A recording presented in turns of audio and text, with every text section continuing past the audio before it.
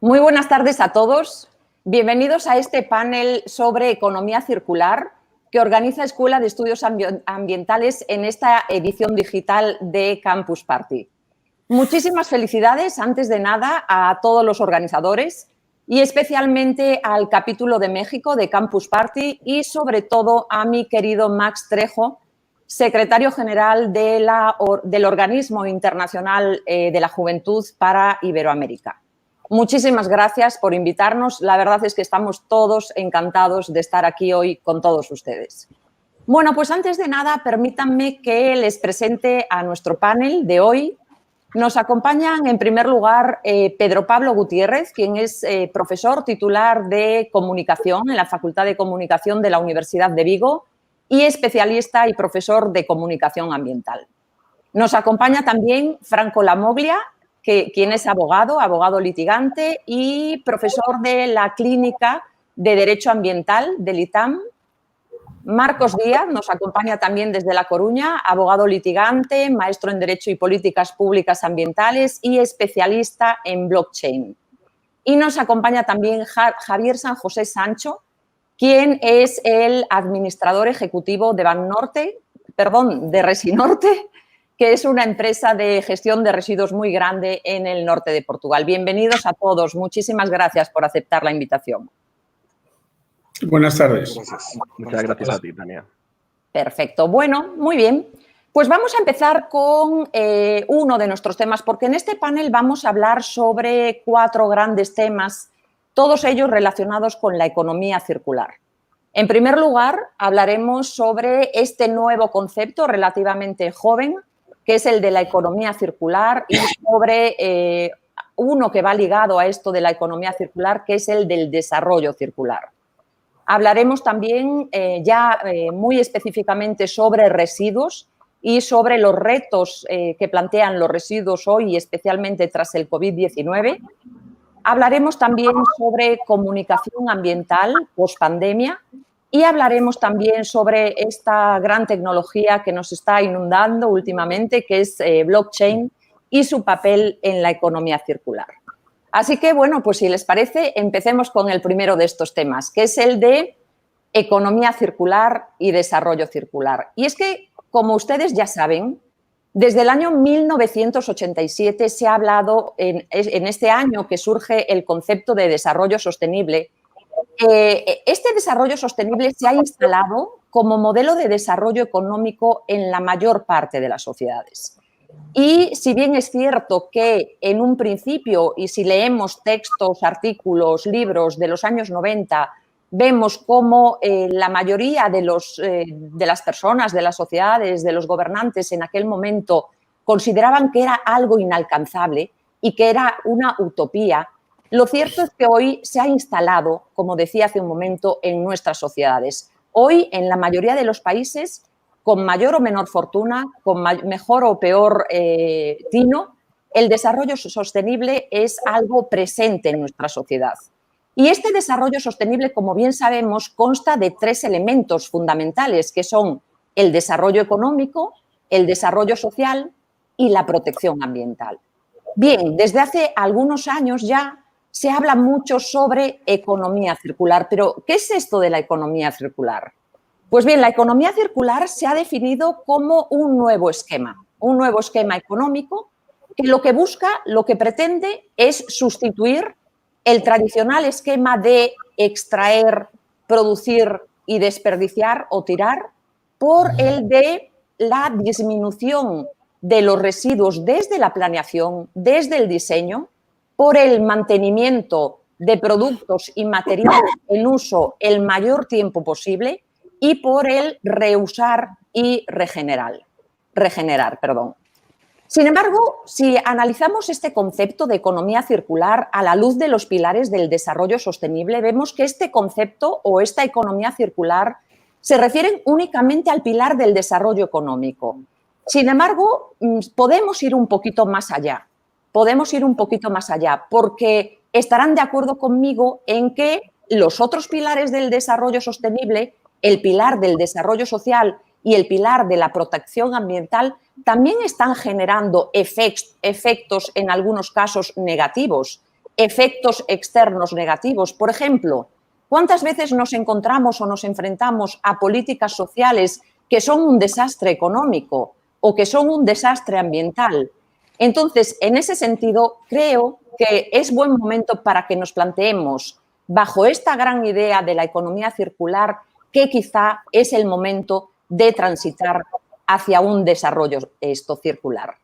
Javier, tú eres muy escéptico con esto de la economía circular. ¿Crees que es una utopía? No. Yo lo que creo es que hay mucha demagogia con esto. Las cosas hay que analizarlas con consenso, como dicen en Portugal. Hay que analizarlas con un poco de sentido. Muchas cosas que nosotros entendemos que puede ser economía circular tiene una serie de huella de carbono más importante que lo que estás evitando. O sea, sí es cierto, yo recuerdo hace alrededor de 15 años, ahí en una universidad mexicana, un rector me pidió una mañana que preparara una conferencia importante para por la tarde, de hablar de estos temas. Yo no iba para eso, no tenía eso preparado ni nada. Y sí es cierto que yo dije, joder, yo de esto no sé nada, pero sí sé dirigir una empresa y buscar temas de economías de costes para la empresa. Si tú extrapolas todo lo que haces para economizar costes en una empresa, resulta que es bueno la mayoría de las veces medioambientalmente hablando. Si tú gastas menos agua, ahorras. Si gastas menos combustible en tus flotas o en tus utilizaciones de energías, ahorras, etcétera. Si optimizas los transportes, ahorras. Si optimizas la recepción de materias primas, en vez de recibirlo en sacos de 25 kilos, en Big Bag de 1.000 kilos, pones un silo de 5.000 kilos, estás ahorrando. O sea, y así enfoqué hace 15 años la conferencia. Y bueno, pues parece que acertamos. Quiere decir que lo que hay que hacer es ligar la economía circular con la economía real. ¿Me explico? Entonces hay decisiones que estamos tomando porque si no lo ligamos con la economía real no triunfa. O sea, todos conocemos, yo me dedico al mundo de los residuos y es de lo que conozco un poco. Entonces, todos conocemos tecnologías que de la basura hacen ladrillos, que hacen biocombustible, etcétera, etcétera, etcétera. Que está muy bien a nivel laboratorio en la universidad. Pero luego no es extrapolable a la industria porque económicamente no encaja. Y me comentabas también, Javier, que el precio del petróleo está muy de la mano con los reciclables, ¿verdad? En este momento, de bajo consumo de petróleo, baja el precio del petróleo y nadie te compra los reciclables. Esto es una realidad. Nadie te compra los reciclables. Es más barato comprar petróleo bruto y empezar a hacer.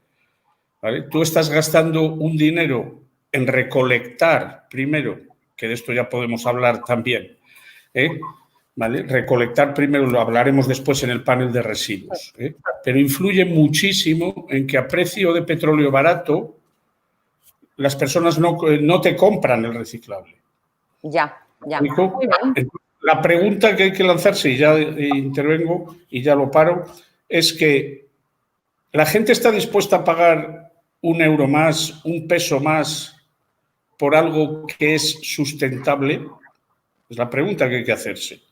¿Vale? Es una gran pregunta y la ligo directamente con el siguiente tema, que es la comunicación ambiental. Pedro, tú que eres un gran especialista en comunicación ambiental, La comunicación ambiental para prevenir o para resolver problemas. ¿Y están preparados los comunicadores? ¿Y cuáles son las nuevas claves para la comunicación ambiental? Pues sí, esas son algunas de las preguntas que tenemos en este momento sobre la mesa en la comunicación ambiental. Como ya he dicho muchas veces, el problema de establecer una definición de medio ambiente es lo inabarcable de los espacios que ocupa, y la comunicación, como no puede ser de otra forma, se ve afectada de esa interminable diversidad que hace pues muy difícil establecer parámetros y objetivos unitarios, ¿no? La elaboración de un manual que unifique criterios comunicativos es casi una utopía. No obstante, voy a tratar en estos pocos minutos de trazar un esquema sintético, un panorama básicamente entendible, ¿no? Si tuviésemos que definir los campos específicos donde nos vamos a mover en la comunicación ambiental, tendríamos que hablar, como mínimo, de protección de la naturaleza, que todo lo que es deforestación, incendios forestales, suelo, biodiversidad, espacios protegidos. Tendríamos que hablar de agua, contaminación de ríos, mares, costas, planes hidrológicos. Tendríamos que hablar de contaminación en sí, de la agrícola, la acústica, la atmosférica, la capa de ozono. Tendríamos que hablar de residuos urbanos, tóxicos, atmosféricos, incineración, reciclaje. Tendríamos que hablar de desarrollo sostenible, turismo rural, problemas de población, salud, de educación medioambiental, de investigación, de administración. No quiero ser pesado, admito que puede haber una clasificación diferente, pero tendría epígrafes similares y en cada uno de ellos se necesita un periodista especializado. Es decir, la especialización ya no es en comunicación ambiental, es en algunos aspectos de comunicación ambiental. Es como decir un periodista especializado en salud.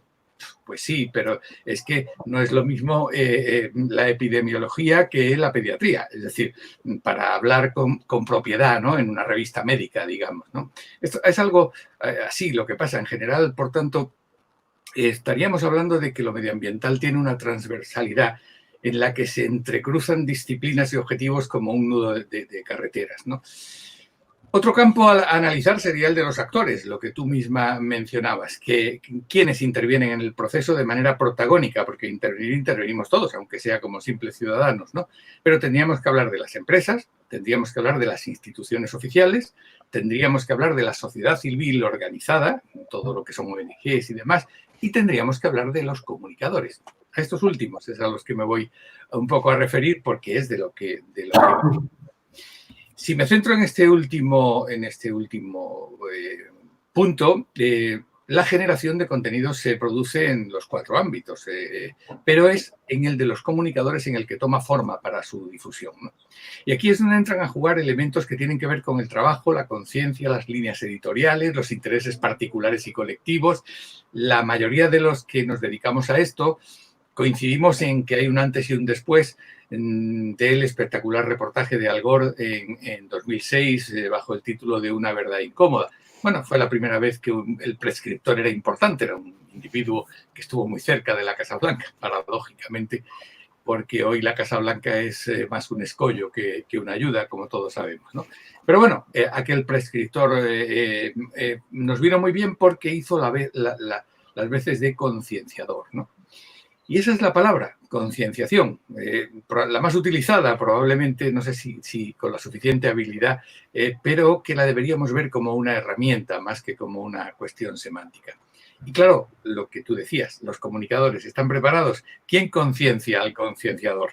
¿Quién vigila al comunicador y orienta sus comunicaciones? Hace unos días vi una magnífica película que os recomiendo a todos y a todos los que nos estén escuchando, que se llama Aguas Oscuras. No sé si la habéis visto, es una película de 2019 dirigida por Todd Haynes e interpretada magníficamente por Mark Ruffalo. Se trata de una historia basada en hechos reales del famoso teflón, ese producto que la multinacional DuPont nos estuvo metiendo en las casas, en las sartenes y tal y cual, que era altísimamente tóxico, que produjo residuos de una incalculable peligrosidad. Y casi al principio de la película, unos granjeros de la zona se presentan en un despacho de un abogado muy importante que había sido vecino de su zona, con un montón, unas cajas con vídeos y tal, y les están diciendo, se les están muriendo los animales y las aguas están infectadas, nadie les hace caso, y van a verle y este hombre, pues medio por compromiso lo recibe, estamos en los años 50, 60, y lo que me impresionó es que el abogado cuando les recibe les dice, señor, es que yo soy abogado corporativo, defiendo a las empresas. Y esto me impresionó porque esto lo podemos trasladar al mundo de la comunicación. Luego en la película se produce un cambio de conciencia y se desata un proceso que duró 20 años y que, bueno, está en la leyenda ya de los procesos judiciales, ¿no? Pero eso es lo que me llama la atención. Es decir, los comunicadores, siendo los mismos, estamos en distintos bandos. Defendemos distintas cosas con argumentos absolutamente contrarios, ¿no? Por eso, en ese sentido, y bueno, por resumir un poco, yo hablaría de que en este momento al menos tenemos al comunicador ambiental institucional, los que trabajan para ministerios, para organismos oficiales y demás. No suelen ser o estar especializados, salvo los que trabajan en ministerios de medio ambiente o algo así. Bien, su trabajo no necesariamente consistirá en la defensa del medio ambiente, va a consistir en la defensa de su ministro, del ministro del ramo y de la gestión que ese ministro esté haciendo. Por tanto, se puede contar con ellos de manera relativa. Luego está el comunicador ambiental corporativo, el abogado de la película, ¿vale? El abogado de la película son aquellos especialistas en comunicación que defenderán la política de las empresas que los contratan, ¿no? Y además no quiero para nada ser cínico, es decir, este tipo de comunicador podemos ser cualquiera de nosotros, cualquiera que nos contrate una multinacional. Y en ese mismo instante pasamos de defender idealmente objetivos ambientales a defender lo que la empresa nos diga que defendamos, ¿vale? Luego está el comunicador ambiental social. Digamos que este es el imprescindible. Son los más útiles, son los que aportan más a la causa, suelen trabajar para ONGs y demás y a veces se juegan hasta la piel para alcanzar sus objetivos de denuncia o incluso de paralización de proyectos dañinos con el entorno, ¿no? Y luego está el periodista ambiental, el periodista normal y corriente que trabaja en cualquier medio de comunicación y que pues suele recibir denuncias y suele recibir comunicaciones, pero siempre estarán ligados a la línea editorial del medio y a los intereses de la empresa informativa a la que pertenece, ¿vale? Es verdad, la mayoría de los medios de comunicación cada vez son más beligerantes con las empresas y los gobiernos transgresores de las normas ambientales, pero la independencia total no existe y ninguna empresa informativa se olvida de dónde proceden sus ingresos. Por poner un ejemplo. Sí, por poner un ejemplo, no me imagino a la cadena Fox en una defensa encendida de medidas contra el cambio climático si apoya abiertamente al presidente Trump que no cree en él, ¿vale? Bueno, por hacer un planteamiento así un poco general. Estupendo. Marcos, la comunicación ambiental de empresas e instituciones está cambiando durante el COVID y es de prever que siga cambiando. Yo realmente echo en falta políticas de comunicación ambiental por parte de las instituciones con el tema del COVID. Me di cuenta, ahora en cuanto nos empezaron a dejar salir de casa otra vez, eso sí, con el uso de mascarilla obligatoria en todos los lugares, salvo contadas excepciones, que antes se debería haber hecho una campaña de comunicación ambiental. ¿En relación a qué? A la misma mascarilla.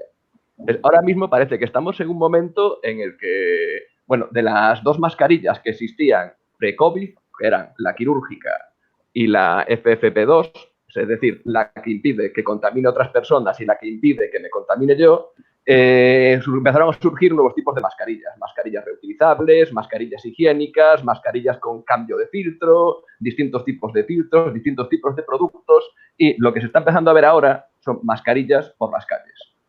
Ya. Algunas de ellas van a tardar muchísimos años en biodegradarse y ya no solo un problema ambiental, sino también es un problema epidemiológico, que digamos que aquí los gobiernos tenían que haber previsto, que el uso continuo de mascarillas en lugares públicos iba a traer aparejado un aumento de este tipo de residuo y debería haber hecho una fuerte campaña de comunicación ambiental para concienciar a los ciudadanos de cómo utilizar la mascarilla, de qué tipos de mascarilla hay, de cómo funciona cada mascarilla y, lo más importante, cómo deshacerse de esas mascarillas. Claro.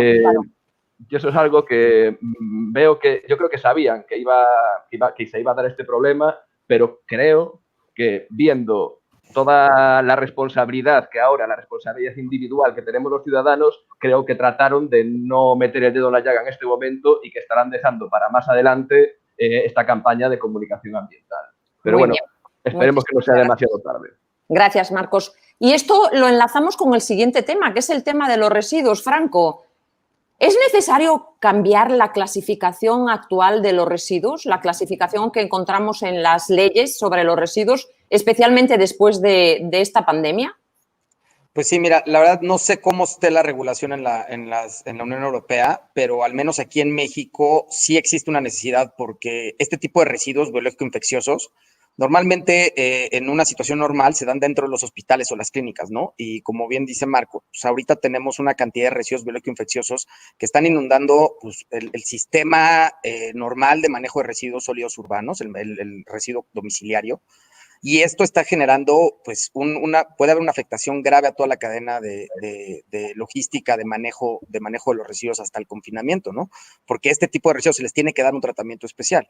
Y hoy por hoy no existe una clasificación, al menos clara y definida de cómo se le debe dar un tratamiento a estos biológico-infecciosos caseros, ¿no? Sobre todo cuando las medidas de pandemia en algunos casos han sido manténganse en su casa y confínate y no vayas al hospital, ¿no? Entonces, se vuelve una situación complicada. También creo que es importante entender que en este caso, pues los residuos biológico-infecciosos, al menos en México, no hay un mecanismo claro en su disposición final, ¿no? Aquí en México busca que se incineren o que se valoricen térmicamente, pero existe una problemática en ese aspecto. ¿Por qué? Porque, de nuevo, ¿no? Estamos destruyendo todo lo que puede caer dentro de esto. Entonces, si no está bien definido, creo que estamos desperdiciando una cantidad importante de recursos que pueden ser revalorables, sobre todo en esta parte textil, ¿no? O sea, estamos hablando de que hay un problema de hoy por hoy, y todavía no lo estamos viendo, ¿no? Pero va a haber un problema de insumos que va muy relacionado con la economía circular. ¿Por qué? Porque pues se están explotando y se están desviando los recursos de textiles en lugares como China, en lugares donde hay producción maquilera, y se están convirtiendo hoy por hoy en plantas que hacen batas, cubrebocas. Entonces se está cambiando líneas enteras de producción por materiales que a veces hasta están siendo reutilizados, ¿no? O sea, se han escuchado el caso de que reutilizan ciertos materiales, no se les da un manejo apropiado, que tiene que ser un lavado a temperaturas arriba de 70 grados por tanto tiempo para poder garantizar que hay una inocuidad en el textil. Y no se están llevando esos procesos. ¿Por qué? Porque hoy por hoy, si tú ves, al menos en la farmacopea mexicana, el cubrebocas y la bata son considerados de bajo riesgo. Y no son así. O sea, con esta pandemia nos hemos dado cuenta que es lo que más riesgo puede tener, ¿no? Ya. También me comentabas, Franco, que la prohibición de la utilización de bolsas de bolsas de plástico ayuda, pero no soluciona nada. Sí, mira, creo que ahí es un poco México, la Ciudad de México ha tocado con bombo y platillo mucho su prohibición de plásticos de último uso, que en realidad se ha enfocado a bolsas de basura, no en realidad a plásticos de último uso, que son todo tipo de contenedores de bebidas, de botanas o alimentos rápidos, procesados, que todos vienen en estos embalajes plásticos que son desechados, ¿no? Que no podemos utilizar. Pero de nuevo es atacar esto, ¿no? Es atacar al residuo, no es ver la economía circular o el desarrollo sustentable, sino es ver como el problema en la cadena del residuo, ¿no? Entonces yo lo que quiero hacer es prohibir el residuo, entonces prohíbo las bolsas. Pero las bolsas no es algo mágico, la bolsa es un subproducto del proceso petroquímico de la refinación. O sea, ellos sacan los plásticos, los procesan, y este es un tipo de plástico. Y todos los plásticos de la cadena o sea, nosotros podríamos agarrar y decir, prohibimos los plásticos. Lo único que va a pasar es que todo el plástico, todos los insumos que utiliza la petroquímica para hacer el plástico, se van a confinar en un sitio de confinamiento. ¿Por qué? Porque no le estamos dando una salida, ¿no? Entonces, lo que hay que encontrar es una forma de atender estos subproductos o porque no son residuos, porque los hacemos subproductos. Lo que tenemos que ver es una mejor forma que no distribuya las bolsas de plástico por todo, o bueno, el plástico por millones de generadores, y que todos lo dispongan de una manera inapropiada porque los residuos sólidos urbanos no están siendo controlados. y termine siendo microplásticos en el mar o en la comida o en el suelo, ¿no? O sea, a final de cuentas lo que buscamos es que ese plástico no se llegue a desechar, o sea, digamos, valorizar en lo máximo posible el recurso o el residuo, digamos, para generar una economía circular verdadera. Pero creo que también en esto hay que darle una valorización, una prelación, perdón, esa valorización. Porque hoy por hoy lo que te dicen es valoriza y es, pues, sácale provecho y es económicamente hazlo rentable. Entonces, lo que tenemos que hacer es imponer políticas públicas que hagan rentable lo que no es rentable hoy. O sea, que digan, bueno, ¿sabes qué? Pues sabemos que reciclar y reusar no es rentable cuando bajan los precios del petróleo, cuando bajan los precios de los minerales en China, o cuando bajan los precios de todas las cuestiones combustible y todas estas cuestiones, ¿no? Entonces, ¿qué es lo que dices? Bueno, pues te va a ser más caro no utilizar reciclables y reuso, porque a final de cuentas es imprimir las externalidades que generan esas cadenas de producción al precio. Y decirle, a ver, tú no estás pagando por esta externalidad, por esta contaminación, por este abuso en derechos, por estas cuestiones, por estas ciertas cuestiones que te estás ahorrando unos pesos, ¿no?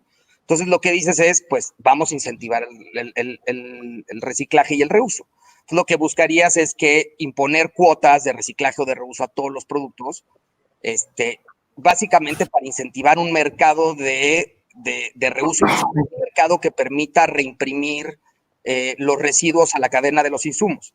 Pero para hacer eso, pues la gente, esto le va a costar a la gente. O sea, las compañías extractivas van a dejar de extraer.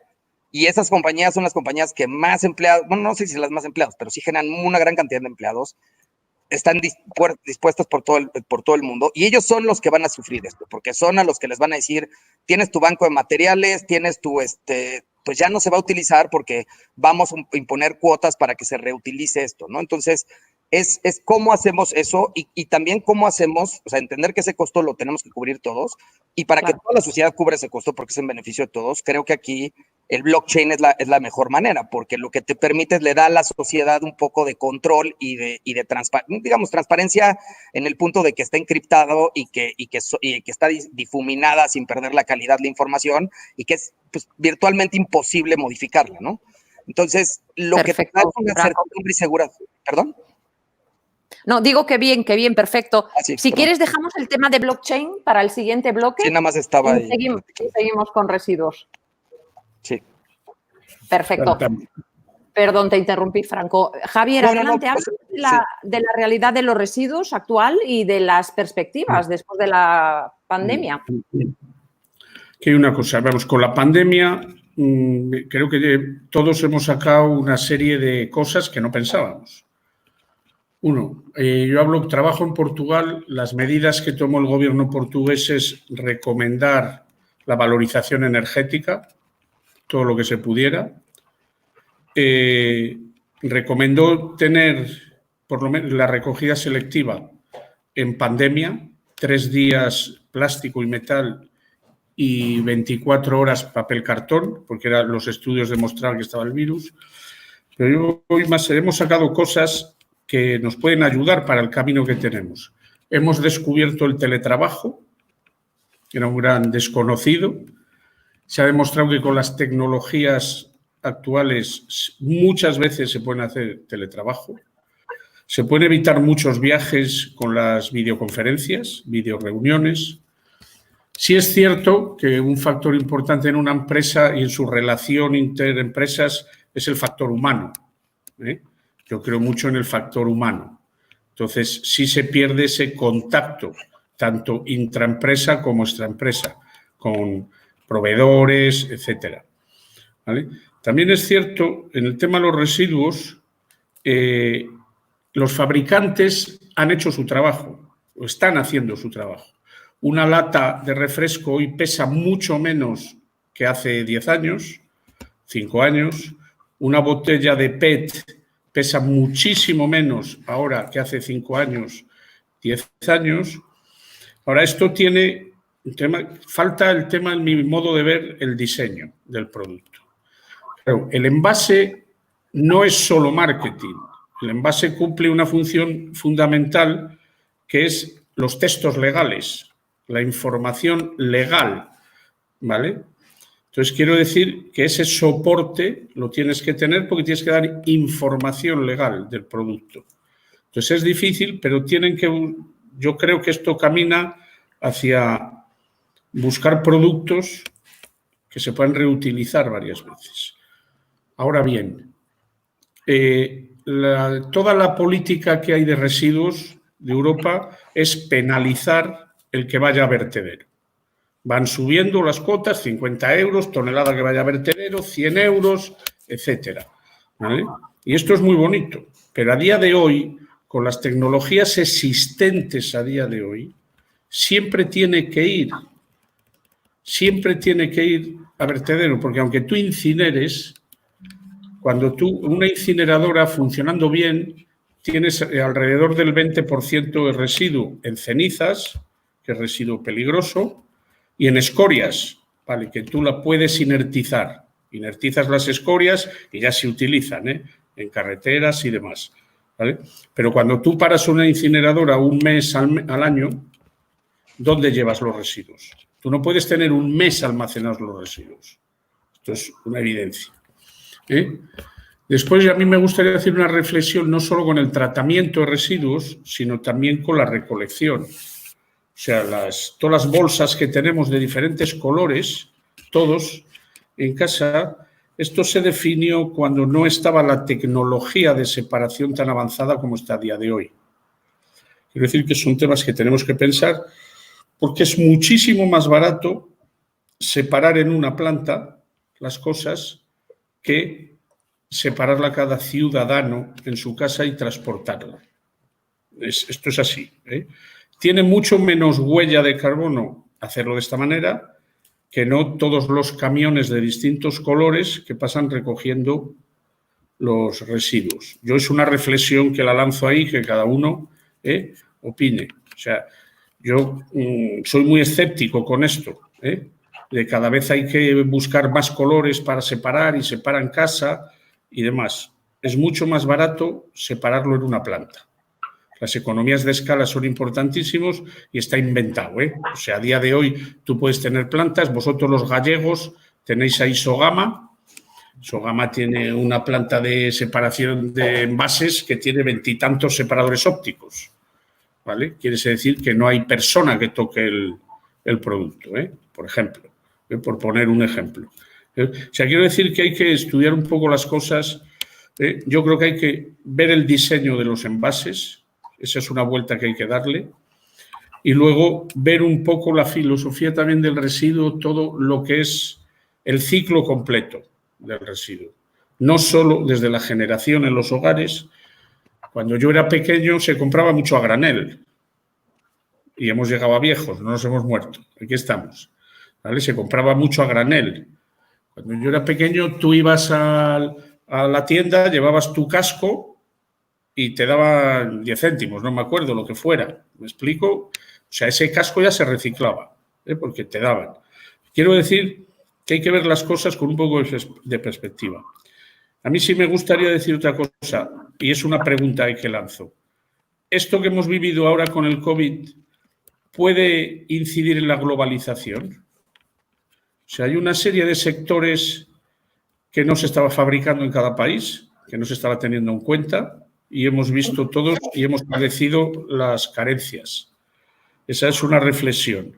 Si no, vamos a volver un poco a los regionalismos. Y otra reflexión que lanzo es ¿por qué estamos dejando a los países emergentes que cometan los mismos errores medioambientales que cometimos nosotros ya? ¿Por qué estamos dejando que lo hagan? Que contaminen, que después tienes otro coste, que es descontaminar. ¿Me explico? ¿Por qué les estamos dejando? ¿Por qué no decimos, oye, no cometas este error? Pues hazlo de esta manera. ¿Qué pasa? Que hacerlo de esa manera a lo mejor eleva los costes y ya no nos interesan las materias primas de esos países. Así, son preguntas que lanzo, ¿vale? Pues son reflexiones demasiado profundas que a mí se me escapan. Perfecto. Muchísimas gracias, Javier. Vamos a seguir con nuestro siguiente tema porque ya vamos un poquito justos de tiempo, de acuerdo a los tiempos que nos ha marcado la organización. Y vamos a pasar al tema de blockchain y economía circular. Sin duda un tema apasionante, ¿verdad, Marcos? Cuéntanos un poquito, ¿puede blockchain ayudar a este nuevo concepto, a este nuevo modelo de economía circular? Por supuesto que puede ayudar. Blockchain, muchos dicen que a día de hoy puede ayudar a todo en general. Antes de nada, me gustaría empezar explicando un poco brevemente, muy brevemente, qué es una blockchain. Bueno, una blockchain no es más que una base de datos. Es un libro mayor distribuido. Para que nos hagamos una idea, podría ser como un Excel subido a OneDrive o a Google Drive, en el cual distintas personas tienen permisos para introducir campos en ese Excel. ¿Qué novedades trae la blockchain? Pues son, como bien decía Franco, la inmutabilidad de los registros, de los datos que se insertan en esa blockchain y su mecanismo de creación de confianza a través de lo que se denomina un algoritmo de prueba de trabajo o algoritmo de prueba de estado. Esto realmente es lo bonito de la tecnología blockchain, que nos permite confiar no en las otras partes. No confiamos por ejemplo, en Pedro, en Javier, en Franco, en Tania, sino que lo que confiamos es en el algoritmo criptográfico que da soporte a toda la red de la blockchain. Es decir, es la descentralización de la confianza.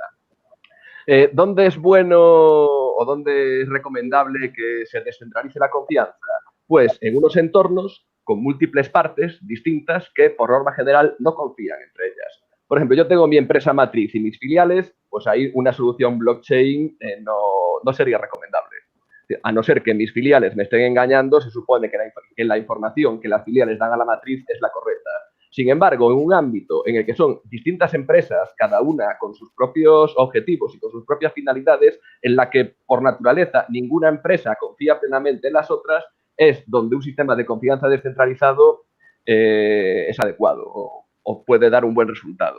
Bueno, la blockchain, junto con otras dos tecnologías, como son el Big Data, el tratamiento masivo de grandes cantidades de datos, y el Internet de las cosas, es decir, la capacidad que tienen ahora muchos bienes, muchas cosas, de conectarse a la red, es lo que puede dar, digamos, el empujón que necesita la economía circular. ¿Y el empujón en qué sentido? También lo adelantaba un poco Franco antes, en la trazabilidad de los productos.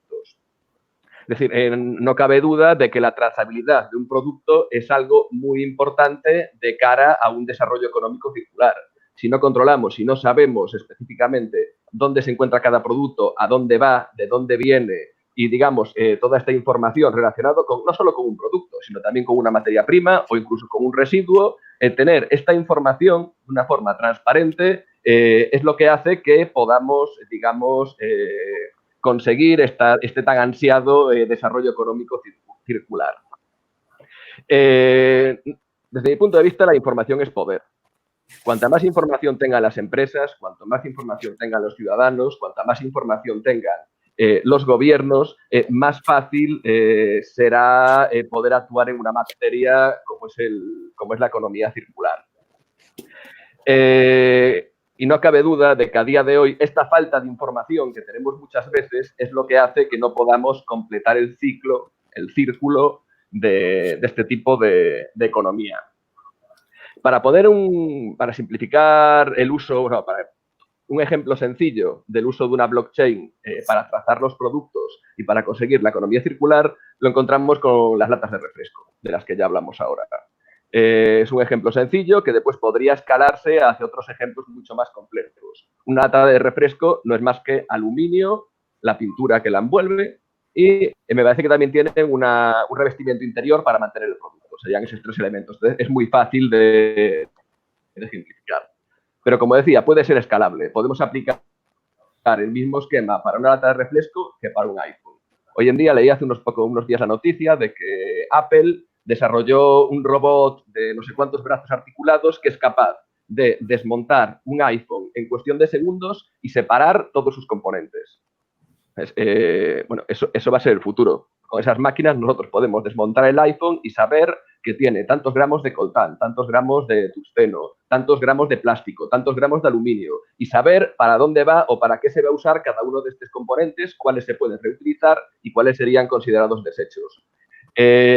Volviendo un poco al ejemplo de la lata de refrescos, también también digamos que es el ejemplo más paradigmático porque sale mucho más barato reciclar el aluminio que fabricarlo, y nos encontraríamos, digamos, con distintas etapas en este proceso de economía circular. La primera etapa sería la extracción del aluminio. Este aluminio, según se extrae de la mina, se podría representar con un token. Después hablaré de lo que es un token. Segunda etapa, laminado del aluminio. Saldrían las láminas de aluminio, a las que también podemos representar virtualmente por un token.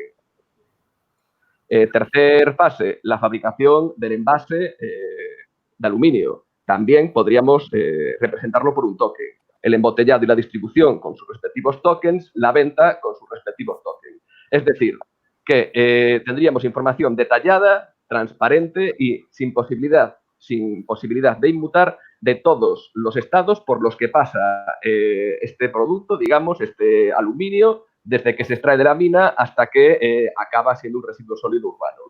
¿Qué nos permite tener esta información? Pues nos permitiría, por ejemplo, si podemos saber de todo el aluminio que se extrae de la mina, digamos, cuánto vuelve al proceso, pues podríamos saber el porcentaje que no vuelve.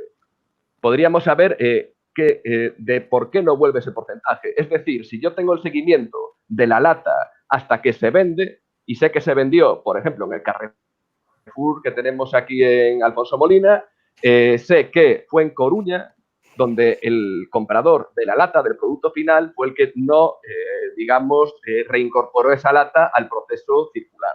Entonces, sabría que tengo que actuar en ese punto concreto de la cadena porque es donde está fallando.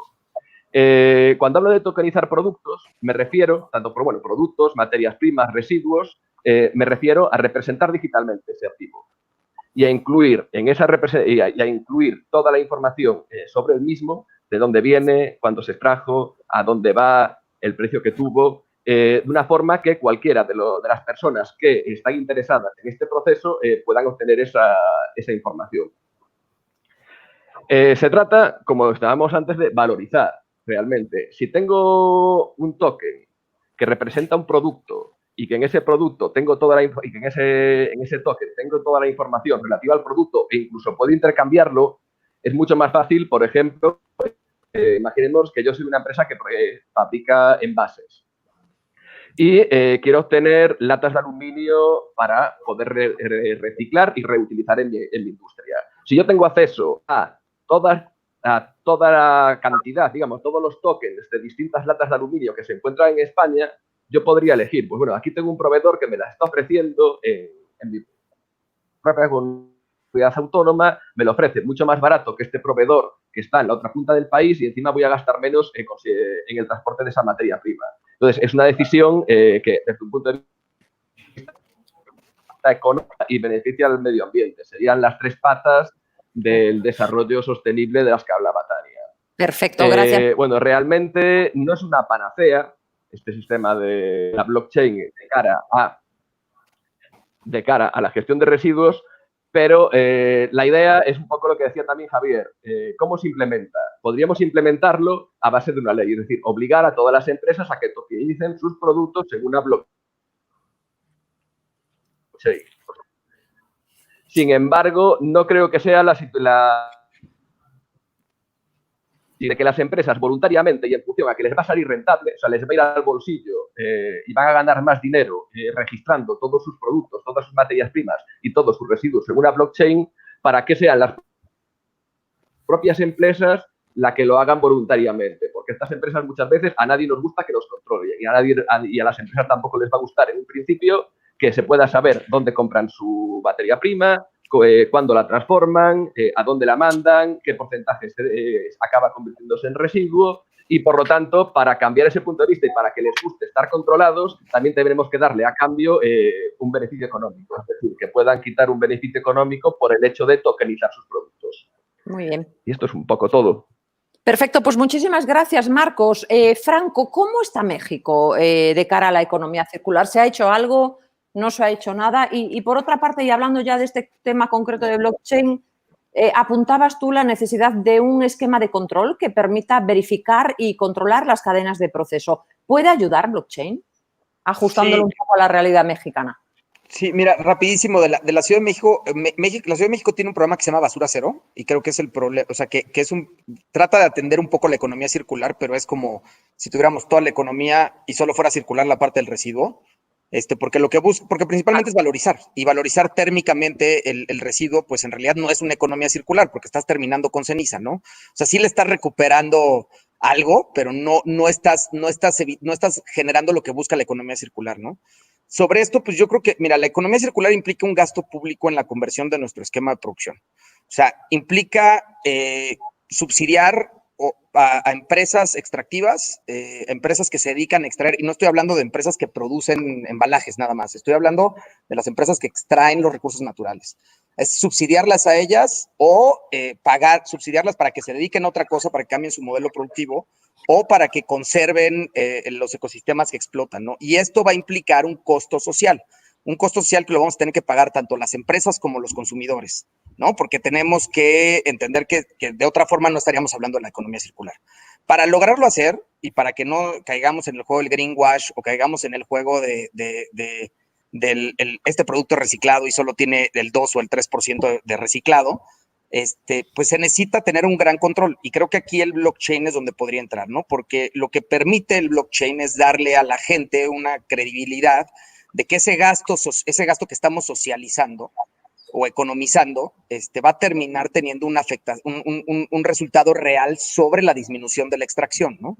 Entonces, si no visualizamos a la economía circular dentro del marco del desarrollo sustentable, entendiendo que va a afectar la parte socioeconómica, buscando el beneficio ambiental, pues simplemente no se va a dar, ¿no? O sea, si lo vemos como una cuestión solamente económica y solamente como de residuos, pues obviamente vamos a tener dinero, vamos a tener reducción en costos, vamos a poder ser más eficientes, vamos a poder hacer cogeneración y otras cuestiones, pero no vamos a solucionar el problema. O sea, si no entendemos que, por ejemplo, el caso, ahorita estaban hablando de los embalajes de refrescos, ¿no? La lata de aluminio. Yo quiero hablar del Tetra Pak. O sea, el Tetra Pak es una genialidad porque te permite mantener un alimento o un perecedero por muchísimo tiempo. Y entonces, ¿qué hace? Que reduce muchísimo el costo de almacenamiento, el costo de transportación, o sea, reduce muchísimo los costos. Pero el costo social es que el Tetra Pak es imposible separar. O sea, y no imposible, sí se puede separar y sí se puede reciclar y se puede reutilizar, pero es muy costoso. Entonces, si no entendemos la economía circular desde la perspectiva del desarrollo sustentable, donde decimos, a ver, vamos a ver cuál es el costo social, socioeconómico, el ambiental y el cultural de lo que estamos haciendo, ¿no? ¿Quién es el que está sufriendo estos impactos? ¿Quién es el que está sufriendo estas externalidades que no se ven en el precio? Porque hoy por hoy el Tetra Pak no te cobra, o sea, no te cuesta el diferencial de ese embalaje frente a otros, no te cuesta lo que se requiere reciclado, porque no se recicla. Se recicla muy poco del Tetra Pak, ¿no? La mayoría terminan en los rellenos sanitarios. Y es una carga social para toda la sociedad, porque los rellenos sanitarios son, pues aunque sean terrenos privados, pues es tierra que se está poniendo en el subsuelo, ¿no? Y el subsuelo no es propiedad de nadie, el subsuelo es público, ¿no? Y también son residuos que están, a final de cuentas, contaminando zonas, están extrayendo recursos de otras zonas y afectando esas zonas donde se extraen los recursos, ¿no? Que por lo general son zonas afectadas, zonas de bajos recursos, zonas en países en vías de desarrollo y esas cuestiones. Entonces, creo que el blockchain lo que permitiría es incentivar a los que están haciendo bien, dar un incentivo correcto y total, sin que haya una dilución a intermediarios, sin que exista especulación y sin que se vuelva el blockchain un producto más, o sea, bueno, más bien esta parte de la economía circular, un producto más de la economía, que es, si me conviene llevarme el plástico, me lo llevo, y si no, no, porque es económicamente y al final de cuentas es un criterio económico que se está utilizando. Creo que podría ser un esquema excelente y que podría ayudar, ¿no? Pero también no es la panacea. Dependerá mucho cómo se utilice, ¿no? Perfecto. Pues muchísimas gracias, Franco. Nos quedamos entonces un poco con esta idea general de la economía circular, de la necesidad de insertar este concepto de economía circular en el propio concepto, en el propio modelo de desarrollo sostenible, para que no se refiera únicamente a residuos, sino para que tenga en cuenta todo lo que serían efectos externos negativos, tanto sociales como ambientales. Quizás sería momento de empezar a hablar de desarrollo circular o de desarrollo sostenible circular o de desarrollo sustentable circular. En fin, son solo ideas. Y lo que queremos hacer ahora es abrirnos a las preguntas y respuestas. Así que adelante, pregunten aquello que se les ocurra. Yolanda Flores, la economía circular es lo que se llama industria sustentable con ISO 14000, por ejemplo, como desarrollo sustentable. ¿Alguien quiere contestar a esta pregunta? No, la ISO 14000 lo único que mira es si tú, pongo ejemplos gráficos para que se entienda bien, si gastas el menor agua que se puede, si gastas la menor electricidad que puedes, si gastas el menor calor que puedes, etcétera, que tus residuos que estás generando no los tiras donde no debes, etcétera. No te obliga a ir más allá, o sea, no te obliga a ir a un rediseño de tus embalajes, no te obliga a pensar y si pongo paneles solares en el techo de las naves y no gasto energías fósiles, etcétera. Eso no te obliga. Solo te obliga a cumplir una serie de normas que muchas te las autoimpones tú, ¿eh? O sea, que lo que tú dices que vas a cumplir, lo cumples, pero no te impone ir más allá, ¿eh? Sí, además, Yolanda, recuerda que cuando hablamos de desarrollo sustentable estamos hablando de esos tres elementos, desarrollo económico, desarrollo social y protección ambiental. Y en el concepto actual de economía circular, por ejemplo, no hay temas relacionados con desarrollo social. Entonces, realmente no es lo mismo. No sé si hay más preguntas. ¿Por qué se habla tanto del blockchain en la industria, Marcos? Bueno, porque está de moda, básicamente. Y, de hecho, desde mi punto de vista, después de analizar muchísimos proyectos blockchain, me di cuenta, un poco de lo que decía Franco también, que hay muchas veces que se pone la coletilla blockchain porque queda bien, cuando realmente se utiliza la tecnología para un propósito para el que una base de datos distribuida, un Excel en Google Drive, daría el mismo resultado. Básicamente, por eso, está de moda. Perfecto. ¿Más preguntas? ¿Cómo afectará la transformación digital a la economía circular? Franco, Marcos, no sé quién quiere contestar esta pregunta.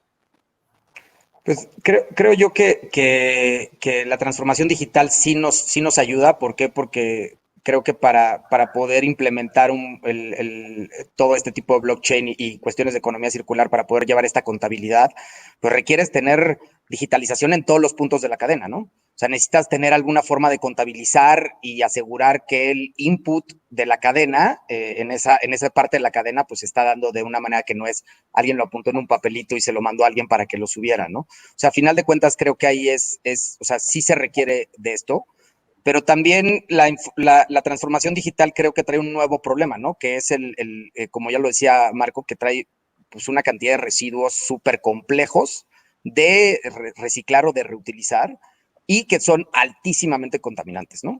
Entonces, ese es uno de los problemas también que trae la transformación digital, ¿no? Muy bien. ¿Más preguntas? ¿Cómo se puede incentivar ante el gobierno la economía circular y el blockchain? Y aún más, en gobiernos municipales y de Estado. ¿Te animas, Franco, o quién se anima? Pues miren, he estado analizando algunos esquemas de economía circular, no tanto involucrados con el blockchain, pero por ejemplo, el esquema que trae Bruselas, la ciudad de Bruselas, es bastante interesante porque ellos lo que hacen es sectorizan la economía circular. En vez de decir la voy a hacer por producto, la voy a sectorizar, ¿no? Entonces tienen un sector y lo que hacen es en el sector meten a todos los agentes del sector y hacen que entre ellos se organicen para dar cumplimiento a cierta cuestión de la economía circular, para que reduzcan sus insumos.